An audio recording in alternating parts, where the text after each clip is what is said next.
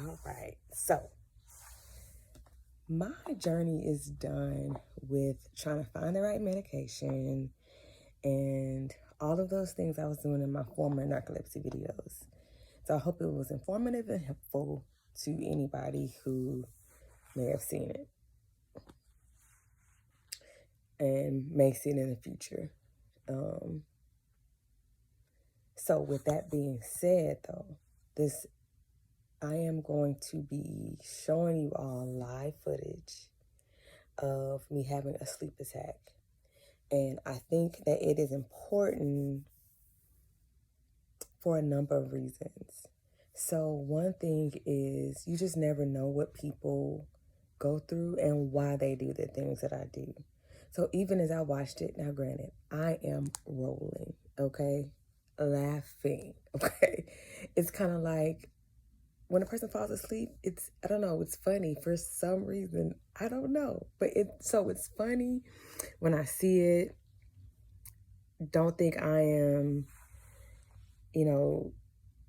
taking it in a way that I'm just so distraught or hurt by it. This is a part of the process.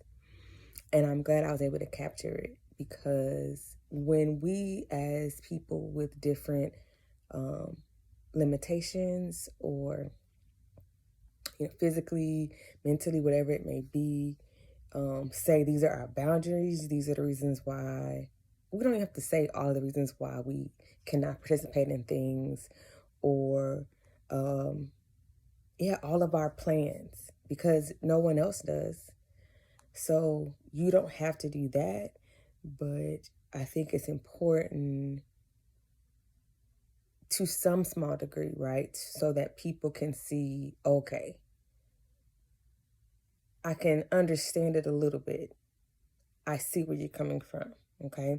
So with this particular video, just to give you the context, Sunday morning, I've been up since maybe 6 or earlier. I went for a walk with my mother, maybe 30, 40 minutes tops. Leave from the walk, drive 20 minutes, and I go to the grocery store. I needed groceries. I've been out of town a few days before, just got back that day, the day before. I needed groceries. On my way to the grocery store, I felt tiredness begin to really overtake me. I knew I needed groceries. I really wanted to get it done. I didn't know the extent of the tiredness, to be honest. As I look at the video, I realized, man, I was like on some 99%. I had 1% energy, like legit. But, so, yeah, you'll see I poloed someone because I was feeling tired. I was yawning a lot. And so either I need to talk to somebody, so I'll call somebody, or FaceTime somebody so that they can see me. Or in this case, I poloed because it was still early in the morning. And it was less than 3 minutes. Less than 3 minutes. And you'll see what the situation is. I'm going to say this again. When I say I've learned empathy in this process, when I first was diagnosed with narcolepsy, I hated it. I hated it. I hated it. I hated it. It meant my life was going to be so much more unpredictable than it already was.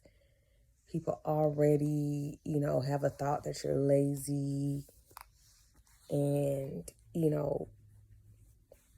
and I will say in some aspects, I realized that I was, and so it definitely has taught me discipline in ways that I did not have before. I just thought about that. Like, it definitely has caused me to be disciplined in planning.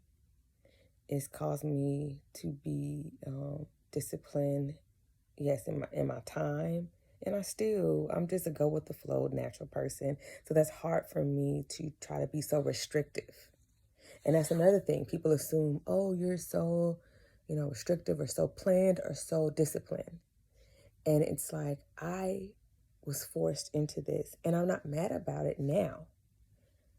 But my natural proclivity is not to be that way. There are people who do have that natural proclivity. I want to give them that accolade, right? Those kudos, because that's naturally come from them. But as for me, this has been a long journey of having to know what my boundaries are, my limitations, and once again, even with my medication, doing things natural versus not, learning to say no. That was so hard for me, and I didn't realize why it was so hard for me had to do with some people-pleasing issues also. But you realize that when you can't do for people what they want you to, you realize who really likes you for you and or for the things that you do for them. And that's a word for anybody.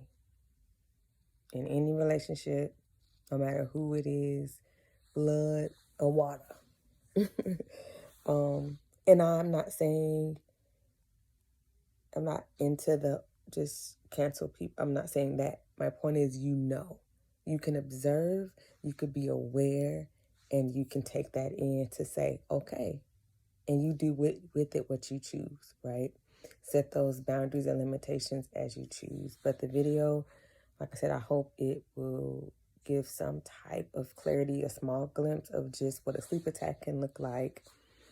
And, I know for me specifically why I gotta like drill down like, nope, I can't drive, or, I can't do this unless somebody can, and I don't even ask people to help me drive or do anything like that typically, unless they're like, they really want me to come do something. And I'm like, well, are you going to drive me back?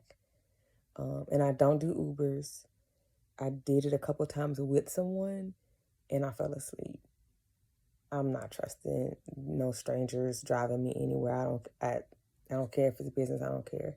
I don't trust that unless I'm super alert and just going to the airport or something. But no, I don't do those. So yeah, my life is really restrictive, and everybody can't be in my life for varied reasons, and we all have those different reasons, and how we flow through life and what's best for each person. So yeah, anyway, that's another video, but I just want to show the live footage. It is hilarious. I will not lie, but it's real, okay? It's real and it seems unreal. You will see what I'm talking about. So, all right.